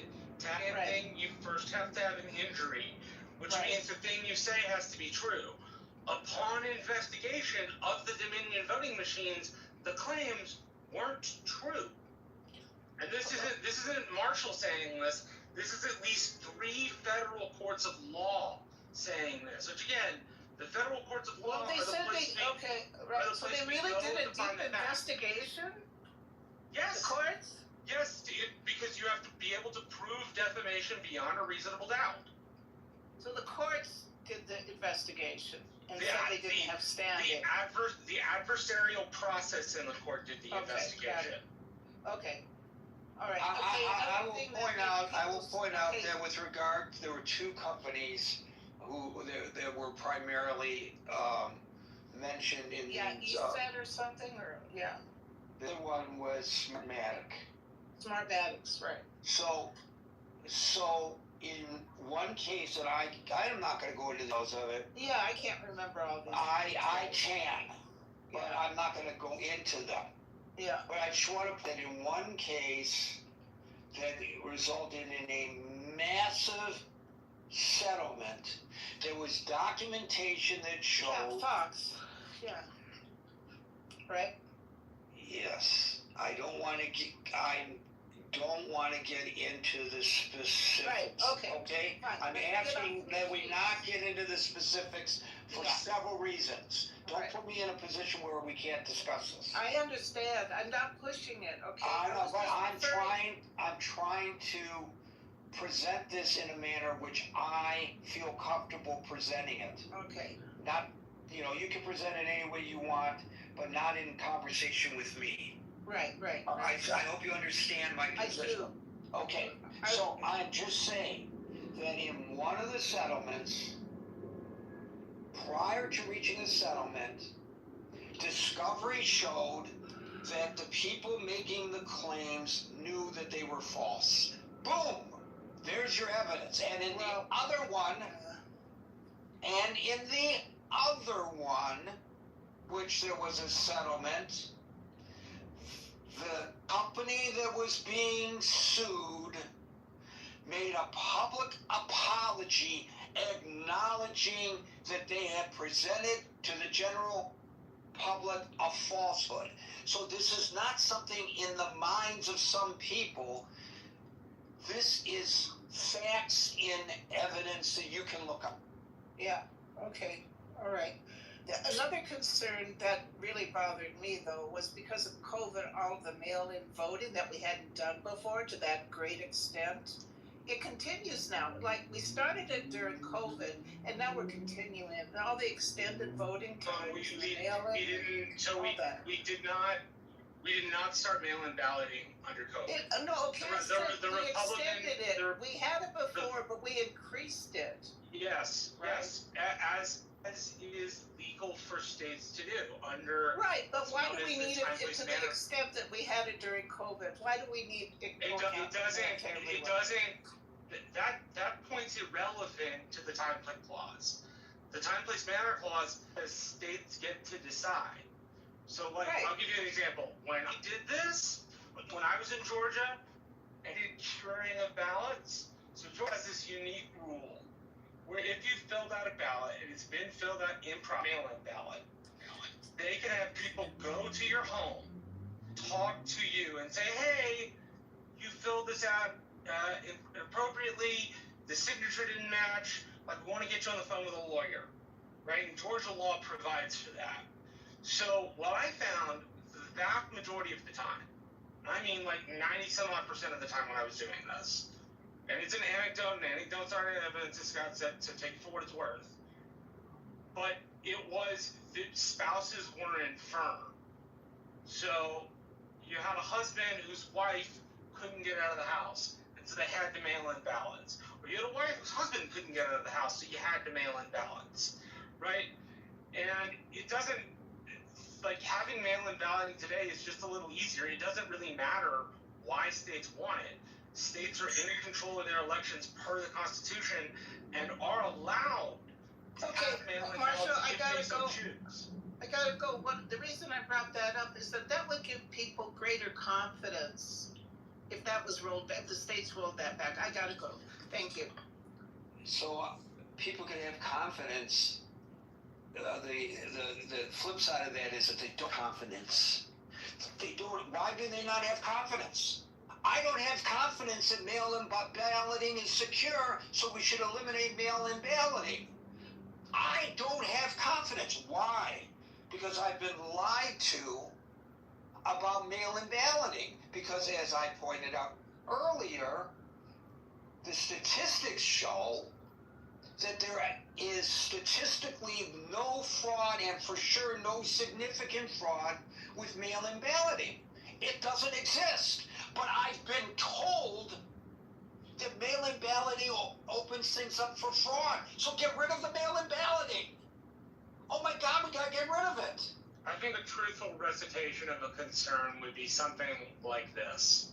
Yes. Mail-in balloting in certain states did not have signature verification, meaning they didn't match your driver's license signature to the signature on your ballot.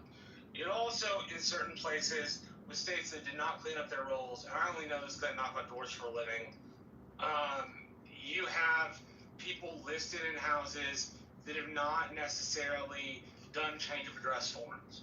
So in states with universal mail-in balloting, if you're like California, you can, on occasion, and I've been told California doesn't do it this way anymore, so don't take it as California does it this way, but some states will mail out a ballot to those addresses, right? And if the recitation of the concern would be something like, okay, well, there's no signature verification, so they don't know, and they're mailing ballots to a place that this person doesn't live, and because there's no signature verification, somebody can fill it out. Wait a minute, hold on a second, Marshall, excuse me. You said no driver's license signature verification? Yes. Well, in the state that I live, when I vote in person, they don't make driver's license signature verification. So what's the difference between mail-in balloting and walk-in balloting with that regard? I think the people who believe this theory would tell you there's probably no difference. I personally don't. I think the 2020 election rate stuff is silly. But I think that's maybe, in my mind, that's the fairest recitation I could give you of a problem, and the problem is weak at best. If there's not a problem, why are we fixing it? Why are we fixing something that's not broken? I had my transmission checked on my car. Many cars with the amount of mileage that I have, the transmissions need to be rebuilt or swapped out. So I had them check it. There's nothing wrong with the transmission on my vehicle. Well, go ahead and give me a new transmission anyway.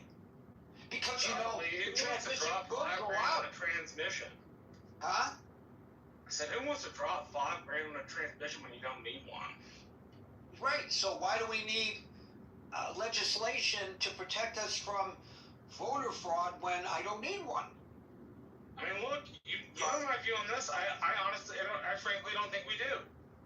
Like, I don't have an issue. I don't have an issue with like having driver's licenses. I mean, Steve presented the what if possibilities, and you can put what if on anything. Scott pointed out, what if it's too dark on his street? Something could happen. Maybe we need more street lights. How many? Well, there are 2. Let's put in 3. Is 3 enough? Well, no.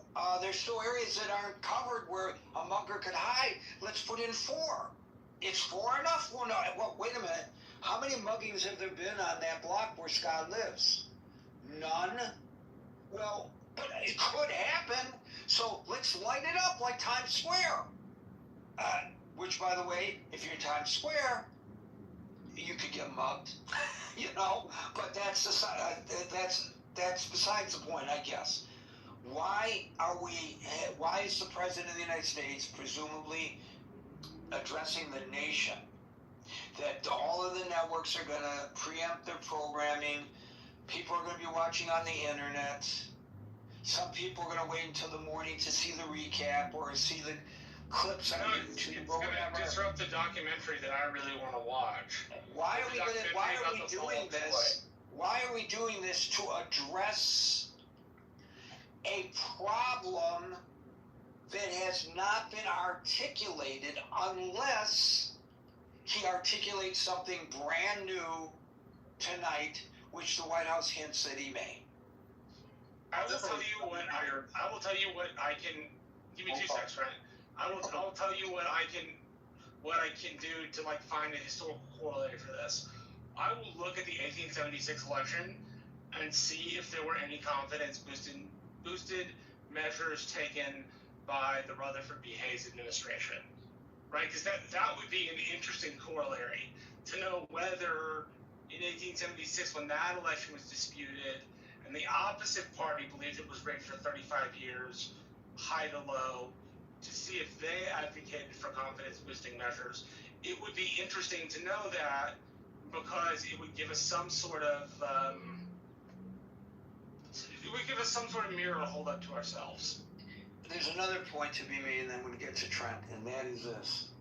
If the President of the United States truly believes that there's a problem with security in elections, what he ought to be doing is addressing not Congress, not people to pressure Congress. He should be saying, because the Constitution is clear that the elections are run by the individual states, he should be saying, ladies and gentlemen, it is incumbent upon you to force your state to reform the election procedure in your state. That's a different way of approaching the problem, in a manner in which you could really, if there really is an issue, effect a positive change, because it's not really in the purview, is it, Marshall, of the Congress? No, sir, so the time, place, manner clause reads something. I'm going to summarize it basically. That the states have time, place, manner restrictions, unless Congress decides to preempt them by making a law. And their laws on this preemption will only cover federal offices. So it will only cover House of Representatives, the U.S. Senate, and the President of the United States. Everything else is left up to the states. Okay, well, there is some wiggle room there then. Thank you. Thank you, Michaela. Thank you for that, Marshall. Trent, and Agent follows you. Yeah, I don't know how you sit up here and have these discussions, Gary. You gonna have a heart attack or an aneurysm trying to debate some of this stupidity. Because and I love my boy Marshall. Me and Marshall are gonna have drinks tomorrow, by the way. I just want everybody to know that we're gonna have some drinks down here in South Texas. Now, but here's the one thing I will say that you're wrong on, Gary, and why I actually think you might as well go ahead and have the Save America Act, because there are people like Michaela, and because there are people like Steve, and because the president is a malignant narcissist, and he is told 35% of the public, American public, which is about 100 million people, they are convinced that he is right and that there is a problem, and there has been some election fraud. It's not like there's never been any, and the remedy for it is a more secure nationalized database with voter ID. We have voter ID in Texas, me and Marshall. It works fine. It is difficult. Don't try to vote out of district in Texas. I mean, you ain't gonna vote. Just forget it. If you move, just forget it. But it is a more secure process compared to some other states, and I don't understand why there's so many people against having a system that helps verify who is the actual person that's voting. I actually think it's a good thing. Thank you, Trent. We'll go to Agent, followed by Doc. Hey, Gary. Hold up. No. Oh. Gave everybody else all that smoke. I ain't get nothing. I ain't get nothing from you, Gary. You've been going off on Michaela for 35 minutes. I did give her a lot of time, but I'm not giving you a hard time at all, and I apologize. Next time, I'll be ready to give you a hard time. Okay, buddy. Agent followed by. Yeah. Apologize if there's any echo. I had to duck into this back room so I don't frighten too many of the people who are around me. Yeah, I kind of agree, but someone mentioned that it's really up to the states. I think you guys would know better than me the exact Supreme Court case where I think this came up in the last couple decades about, basically they said, it's up to the states how they run elections. And my guess would be that precedent might influence somewhat if things get challenged again. They try to federalize elections more. I'm not sure. It's not a precedent agent. It's what it's called is the time, place, manner clause in the Constitution. And the time, place, manner clause is a clause that says that the time, the place, and the manner shall be restricted to the states unless the federal Congress makes rules governing the election of the House of Representatives and the President. Now, it didn't say the Senate because at the time of the creation of the Constitution, your senators were picked by your state legislatures. Right. But in the modern day, the rulemaking allowed by the federal government is for federal elections only. So that means U.S. House, U.S. Senate, and U.S. President. Those are the only three areas in which they can make law governing elections. I appreciate that color, Marshall. Yeah, well, to the point of states having control in their elections, we used to have in this country different, I think we may have had poll taxes, but we had also, you needed to be, they needed cognitive tests or knowledge tests or, different things like that. Some of them were super basic. I remember a professor of mine saying his father in Massachusetts, I think it was, I might be wrong, showed him one of these tests when he was 6 years old and he aced it. And it does really beg the question if you can't pass a test that a 6-year-old, albeit a bright 6-year-old, could pass, should you actually be voting? I would like us to kind of revisit some of those questions, and I personally want the states to be able to have that level of control over who votes in their elections. I think that's important, and every state gets to set their own rules. I voted in Washington State.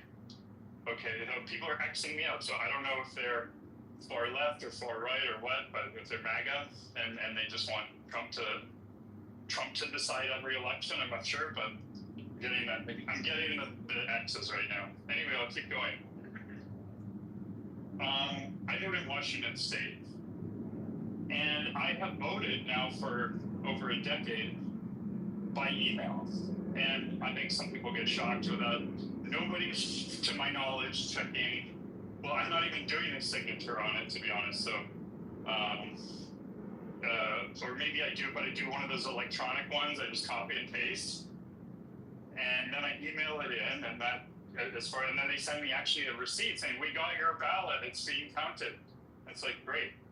Now, anyone could hack my email, and they could vote on my behalf. I just see I'm a somewhat technical person, but I just see so many ways, not only in my own state, but even during COVID, my parents just had their ballots sitting on the kitchen table for a month. I was like, I could just fill this out and send this in for you. I could ballot harvest right now and just, vote for who I want to vote for, and you probably forget about it if it wasn't sitting on the table. There's so many ways, and then also you get to, if you get these mail-in ballots, then the wife gets to, make sure that the husband votes a certain way. It's like, you don't vote the way I want, then I'm going to divorce you and take your kids away and stuff. It's like, this is the sort of things, this is the sort of soft corruption that happens certainly with mail-in or email-in voting that I know is possible, and you know that people are being disingenuous, they're being bad faith if they're saying these security things don't exist, or they're just completely stupid and ignorant. And I know a lot of people. Agent, I don't think it has anything to do with that. There are states that don't have signature verification. So, like in Texas, for example, you sign your mail-in ballot on the inside slip. You then put it in an outside slip, and then you sign the outside of it, and then you send it in. There are states that don't happen to have signature verification. What state? But they're not. The one that comes to mind off the top of my head is Minnesota or Wisconsin, actually. But please wait your turn. So comes to my mind, they don't require signature verification. I'm not saying that I think cheating is likely. In fact, I think cheating is exceedingly unlikely. But mail-in balloting was pioneered by the Republican Party. It is very weird to have the Republicans say they don't want mail-in balloting because they don't like people using it. The vast majority of the time, it is actually sent to the addresses of the recipients. Yes, there are times when you send a ballot to a home and nobody's done a change of address form and it goes to a different home. But in the vast majority of states, there's some sort of verification measure, regardless of whether it's ID or signature verification or something like that. Not all states have it, but a lot of states do. Okay, again, thank you for the color. I'm sure that there are, in the minds of the people who design the system and in the minds of the people who know that statistically these selected voting systems and security measures are tuned for the outcome that they hope for in the elections. You know, I'm sure that's all true, but it's clear, even signatures, it's like, this isn't that too good. When you actually, for an important legal thing, you have to get like things notarized. You have to sign it in front of somebody, a legal representative who's like reviewing the documents, reviewing the fact that you're there, reviewing that it's actually you signing it, and it's not some, you know, sweatshop in another, you know, country or some computer printout or an auto pen below that is actually doing this stuff. We're in 2026. No, we have artificial intelligence. We have so many incredible technologies for manipulating the digital world. I don't even think an ink signature in 2026 is a foolproof. It's by any means not even close to being a foolproof security measure. There are other much more sophisticated security measures we could use that even allow us to vote remotely on our phones. I'm sure that the engineers of Apple and Google know how to do this. Unfortunately, we're out of time, so we're going to have to leave it at that. Apologies to those who are in queue and we can't get to them. I just want to say in parting, the Marshall was exactly right. Mail-in voting, the inception of it began in 1864, and it was because hundreds of thousands of Union soldiers were deployed on the battlefield. The newly formed Republican Party championed laws allowing soldiers to vote remotely from military camps and field hospitals, and my source for that is Time magazine. Folks, we're here Monday through Friday at 5 o'clock New York time. So until 5 o'clock New York time tomorrow for the next edition of the Critical Thinking Forum. Everybody be safe, be well, and peace out.